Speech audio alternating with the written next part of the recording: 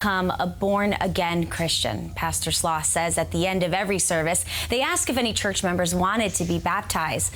Today, Pastor Sloss told us about the message presented to the church, which he said made 16-year-old Damari Jackson take that leap of faith on Sunday. And if you want today to be the day of salvation, to be born again in water and a spirit, like John 3:5 states, then come on down, and he obviously did. So thankful that he got baptized. And during that conversation, the pastor also showed us the card he says Jackson filled out, along with the picture the church had posted on its Instagram, where he pointed out Damari Jackson. Shari. Nadine, thank you. Taking a look across the state tonight, new information about the upcoming special legislative session on property insurance rates right here in Florida. Governor Ron DeSantis' office said language for the bill gets finalized in the coming weeks. Now, the governor's priorities include dropping prices, offering more choices, and stabilizing the market ahead of hurricane season, which is right around the corner. Congressman Tom Fabricio says at bare minimum, lawmakers need to increase the state's disaster fund. Are we going to be able to resolve the whole problem? I'm confident in saying no. I don't think that the entire problem of homeowners insurance in Florida will be resolved this session. It's a highly complex, very large problem. Now, insurance bill reform could not get beyond the Senate. A bill curbing unethical roofing claims, something we've extensively covered here on Fox 4, died in the House. Chris? A prisoner swap with Russia is bringing a former Marine home. American Trevor Reed has been in jail in Moscow since 2019. He was convicted of allegedly assaulting Russian police. The U.S. handed over a convicted Russian drug trafficker in exchange. This took place in Turkey. Reed's parents have spoken with him since his release. Trevor quickly told us that the American plane pulled up next to the Russian plane, and they walked both prisoners across at the same time, like you see in the movies. Trevor always underplays how he's feeling, but he just said, I'm fine. But, we'll see. At least he's getting checked out. President Biden met with Reed's parents last month and spoke with them again today after the swap. His parents think that was a tipping point for negotiations. Meanwhile, former Marine Paul Whelan, who was arrested in 2018 on espionage charges in Russia, remains in custody there. Then, basketball star Brittany Griner, also detained in Russia. She was arrested and accused of drug smuggling in February. The White House says it is continuing to work for both of their releases. A clinical trial in the UK is showing signs of a breakthrough in treating Parkinson's disease. Take a look at this video provided by North Bristol Hospital, and you can see how this patient's symptoms improved. Doctors implanted the world's smallest brain stimulation device to override the abnormal brain cell patterns that are caused by Parkinson's. Now, other existing devices used for Parkinson's are typically large and they go in the chest. The treatment's awaiting approval from England's medical regulator before other countries can test it out as well. Now, if you are an older American taking aspirin daily, or you know someone who is, the U.S. Preventative Services Task Force says you should no longer do this if you're over the age of 60. For years, it has been thought that a daily low dose of aspirin could prevent heart attacks and stroke. The task force says more evidence is showing there's no net benefit. It increases the risk of internal bleeding. Now, research did find that adults ages 40 to 59 did see a small net benefit. If you take aspirin every day, the task force encourages you to talk with your doctor about this update. Now, if your car gets towed, it's really frustrating, and what might be even more frustrating, the people behind it could get a kickback. That is legal in more than half the country. The actions being taken about it and what you can do for help. Also still ahead on Fox 4 News at 5, a day at the beach or a few hours exploring space. A local children's hospital finding a way to let cancer patients do just that while undergoing treatment. Tonight, we take you inside the first of its kind treatment center. Katie? Well, we are beginning to see this cell over North Fort Myers dwindle down, but right over Fort Myers proper, we are still dealing with some pretty intense rainfall. Coming up, we're tracking where this is headed, plus we're timing the better chance for rain tomorrow. We're in a new phase of the COVID-19 pandemic, according to the top infectious disease expert, Dr. Anthony Fauci. He says the United States is out of the full-blown pandemic phase with COVID deaths and hospitalizations down significantly, and we're transitioning into a controlled endemic. Now, he does say this does not mean that the global pandemic is over.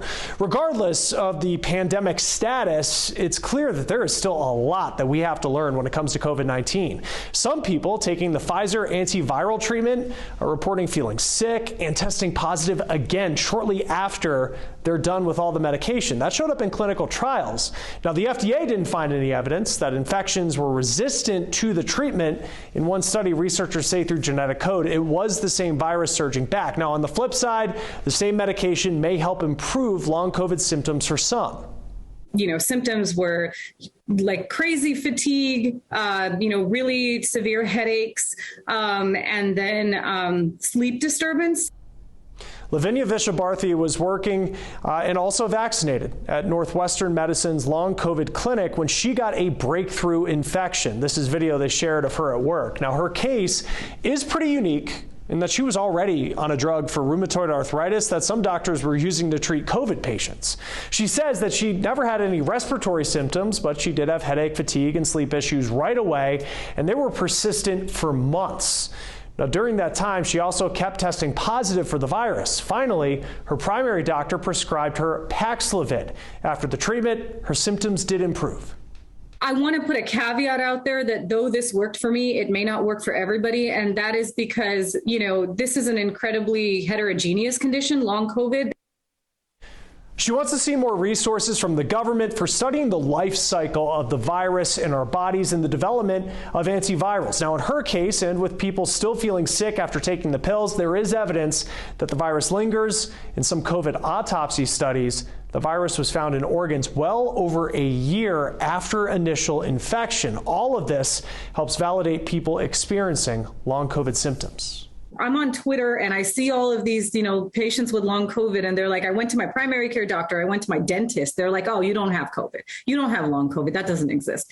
And I kind of feel like, that stigma is really making people lose trust in the healthcare system, sure. But it's also like, there may be options for, treatment or at least diagnosis that they may not understand. And I do think rheumatology needs to get a lot more involved in this story. Northwestern's long COVID clinic has a number of specialists treating people for their specific symptoms. Long COVID is estimated to affect up to 30% of people infected.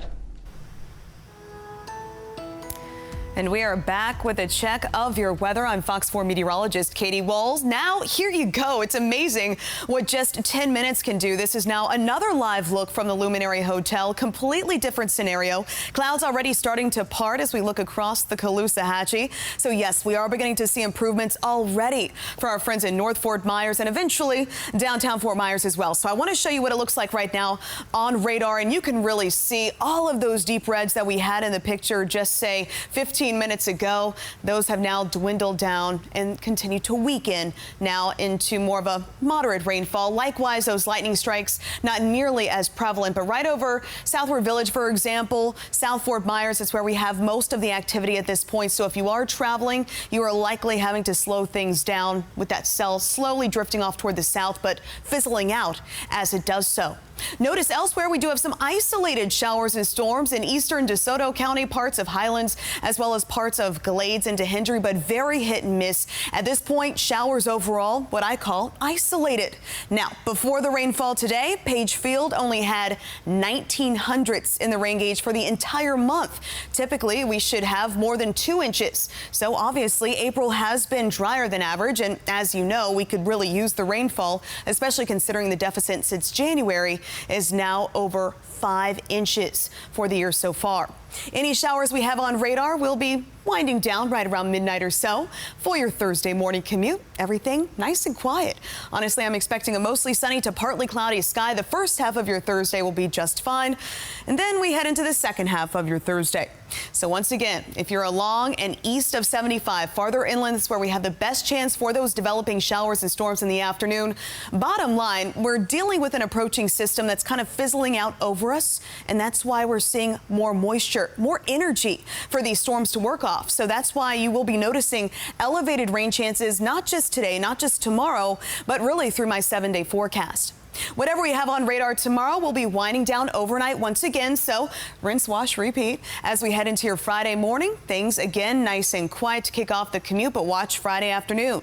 Those showers and storms a bit more numerous, so you will be noticing my probability as we head into your Friday afternoon, your Friday evening.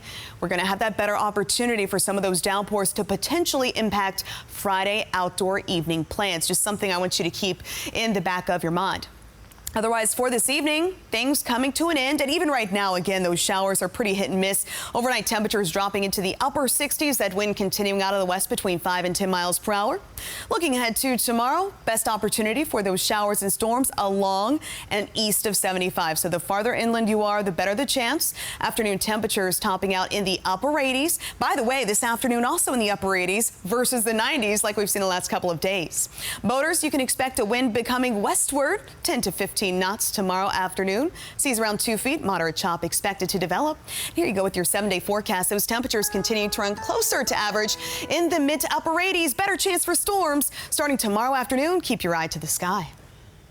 Well, if you checked out the tabloids recently at the grocery store, or maybe just been following the very public court battle between actor Johnny Depp and ex-wife Amber Heard, you might feel like divorce is only becoming more prevalent.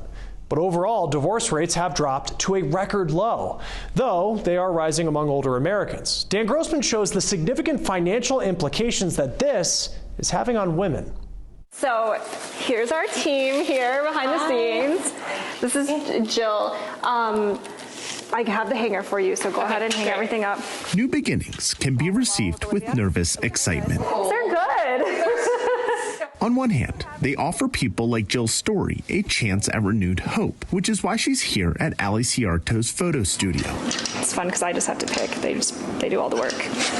But on the other hand, they offer a reminder of how fragile that hope can sometimes feel. During the whole process, while we were married, I found out that my husband was online dating. All right, come on over.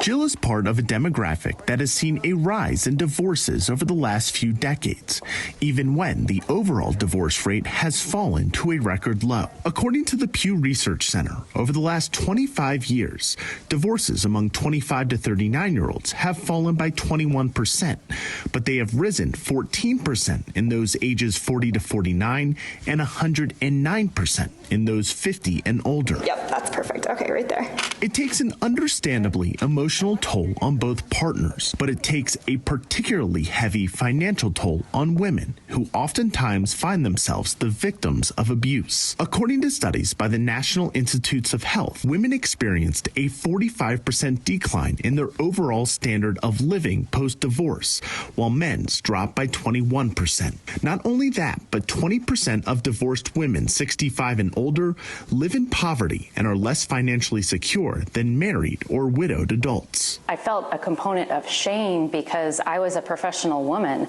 I have a master's degree in education and I have a law degree. And something like that shouldn't happen to somebody like me. Yeah, that's good. Yeah, you've got a really good smile. It's what makes this more than just a photo shoot.